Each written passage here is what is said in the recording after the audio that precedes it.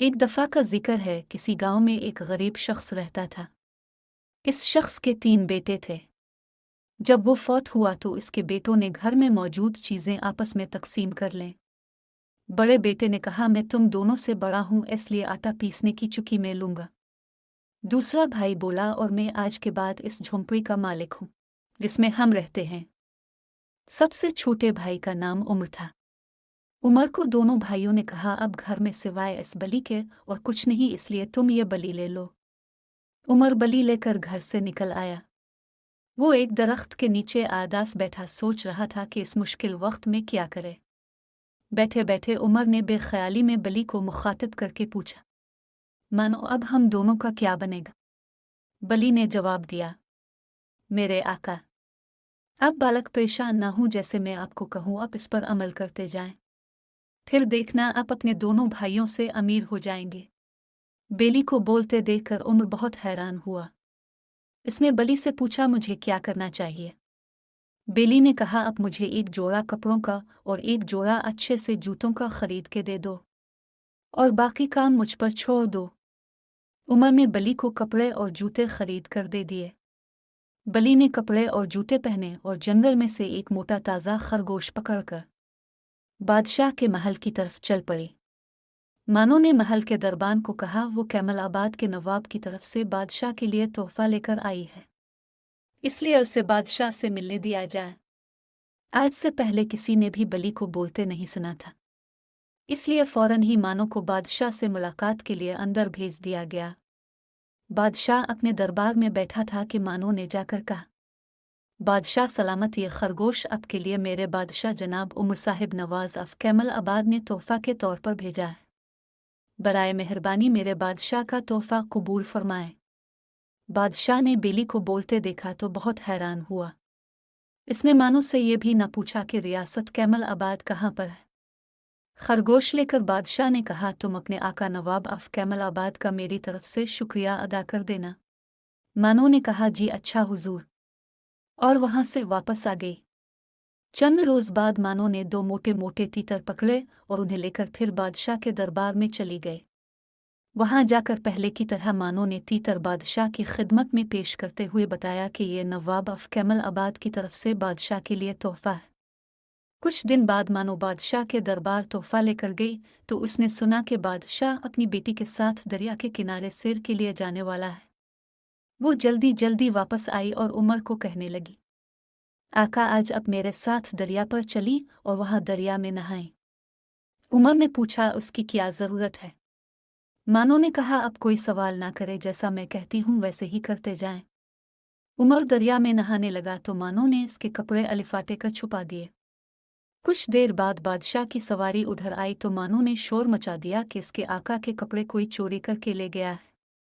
बलि की आवाज़ सुनकर बादशाह ने शाही सवारी रोकने का हुक्म दिया। बलि को बुला लिया। बलि ने बादशाह से कहा, जनाब, मेरे आका दरिया में नहा रहे हैं और कोई उनके कपड़े अलिफाटे कर ले गया है। ये सुनकर बादशाह ने अपने खास मुलाजिम को तलब किया और कहा, जल्दी से महल में जाओ और नवाब ऑफ कैमलाबाद के लिए खूबसूरत नफीस तराश का सूट लेकर आओ, और देखो ये बेहतरीन कपड़े का बना हुआ हो, क्योंकि हमने नवाब ऑफ कैमलाबाद को उनके शायान शान कपड़ों का तोहफा देना है।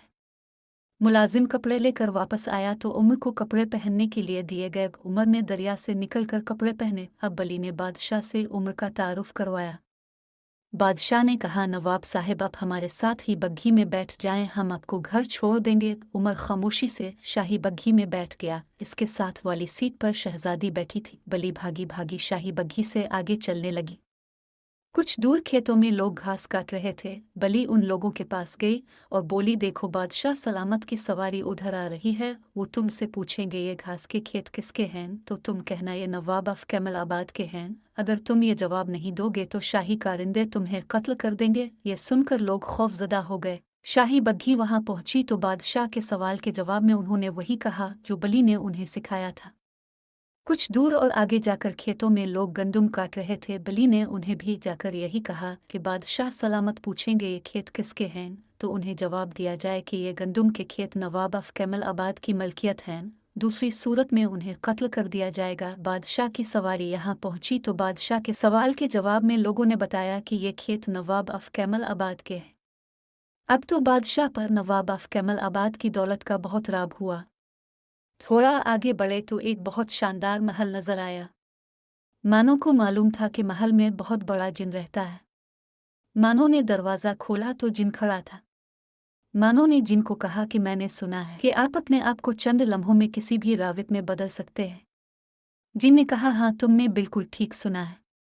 अगर तुम्हें यकीन नहीं तो अंदर आओ, मैं तुम्हें इसका अमली मुजाहिरा दिखाओ।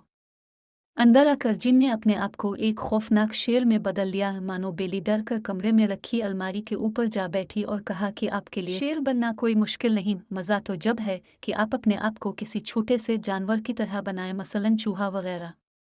जिन ने बेली की बात सुनकर गुस्से से कहा, हम ये भी कर सकते हैं।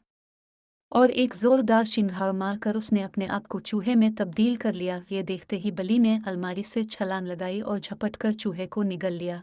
अब वो बिल्कुल बेफिक्र होकर दरवाजे पर जा खड़ी हुई।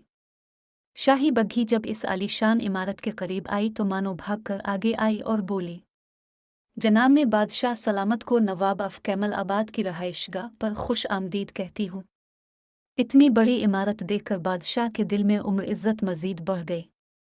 अब बादशाह ने उम्र से पूछा, मैं आपके घर को अंदर से भी देख सकता हूँ? उमर बेचारा, जो तमाम वाक़यात से बेखबर था, सिर्फ गर्दन हिलाता रह गया।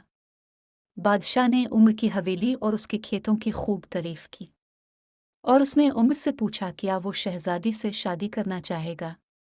उमर को भी शहजादी अच्छी लगी थी, इसलिए उमर ने फ़ौरन ही शादी की हामी भर ली और उसके बाद मानो बेली और उमर बादशाहों की ज़िंदगी जीने लगे।